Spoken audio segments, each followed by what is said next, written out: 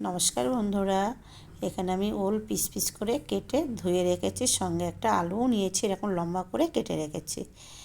তারপরে কড়াই জল বসিয়ে দিয়েছি, জলটা গরম হলে আলুটা আর ওলটা দিয়ে দিলাম, একটু সেদ্ধ করে নেবো। 1 চামচ লবণ দিলাম। ওল কচুর সেদ্ধ করে নিয়ে রান্না করলে খেতে খুব ভালো লাগে, তাহলে গলাটা কুটকুট করে না। ঢেকে দিলাম।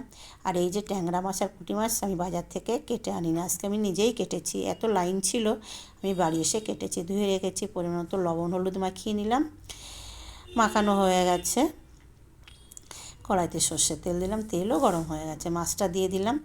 মাছটা দিয়ে ভাজতে বসিয়ে এদিকে আমি ওলটা দেখলাম ওলটা সেদ্ধ হয়ে গেছে, ওলটা এবার নামিয়ে নিলাম। মাছটা 1 পিঠ ভাজা হয়ে গেছে, উল্টিয়ে দিলাম। একটা মশলা করব, একটা টমেটো নিলাম, কাঁচা লঙ্কা নিলাম আর ধনে পাতা নিলাম, পেস্ট হয়ে গেছে। এদিকে মাছটাও ভাজা হয়ে গেছে, মাছটা তুলে নিলাম। ওই তেলের মধ্যে একটা শুকনো লঙ্কা আর গোটা জিরে ফোড়ন দিলাম। তারপর মশলাটা দিয়ে দিলাম। মশলাটা ভালো করে কষিয়ে নেব যতক্ষণ পর্যন্ত টমেটোর কাঁচা গন্ধ চলে যাচ্ছে। তারপরে কষানো হয়ে গেছে। 1 চামচ জিরে গুঁড়ো, ধনের গুঁড়ো, মরিচের গুঁড়ো, কাশ্মীর লঙ্কার গুঁড়ো, আদার পেস্ট দিলাম 1 চামচ, আর 1 চামচ দিলাম হলুদ দিয়ে ভালো করে কষিয়ে নেব যতক্ষণ পর্যন্ত তেলটা ছেড়ে না আসছে। মশলাটা কষানো হয়ে গেছে, এবার ওলটা দিয়ে দিলাম। ওলটা দিয়ে আবারও ভালো করে কষিয়ে নেব। এবার পরিমাণ মতো লবণ দিলাম। লবণ দিয়ে ভালো করে কষিয়ে নেব যতক্ষণ পর্যন্ত মশলার কাঁচা গন্ধ না যাচ্ছে।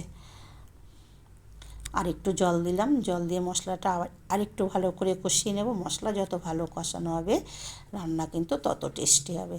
মশলাটা কষানো হয়ে গেছে, পর্যন্ত জল দিয়ে ঢেকে রেখেছিলাম। ঢাকনা তুলে দেখলাম ওলটা সেদ্ধ হয়ে গেছে। এবার মাছটা দিয়ে দিলাম। মাছটা দিয়ে, আর আমি কিন্তু জলটা দিয়েছিলাম বন্ধুরা, গরম জল দিয়েছিলাম। ওল কচুতে গরম জল দিলে খেতে রান্নাটা আরও টেস্টি হয়। রান্নাটা হয়ে গেছে। 1 চামচ যে ভাজা মশলা দিলাম, আমার চ্যানেলে যে ভাজা মশলাটি আছে সেই 1 চামচ দিলাম। এই রান্নাটি যদি ভালো লেগে থাকে বন্ধুরা, আমার চ্যানেলে লাইক, শেয়ার, সাবস্ক্রাইব, কমেন্ট করে দিও। আর গরম ভাতের সাথে দারুণ টেস্টি হয়েছিল।